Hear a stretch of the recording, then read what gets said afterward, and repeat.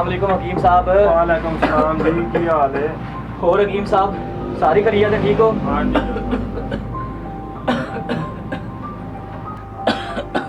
जी जी दसो जनाब।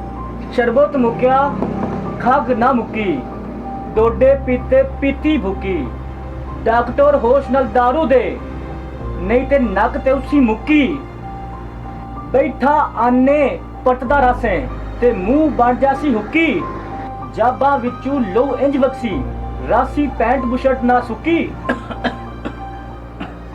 ਐਨਕਾਂ ਟਾਈਆਂ ਯਬਦੀਆਂ ਵਹਿਸਣ, ਨਾਲੇ ਗੰਜ ਨਾ ਰਾਸੀ ਲੁਕੀ, ਸ਼ੀਸ਼ੇ ਵਿੱਚ ਪਛਾਣੀ ਬੁੱਥਾ, ਨਾਲੇ ਵੇਖੀ ਖਲਕਤ ਡੁੱਕੀ।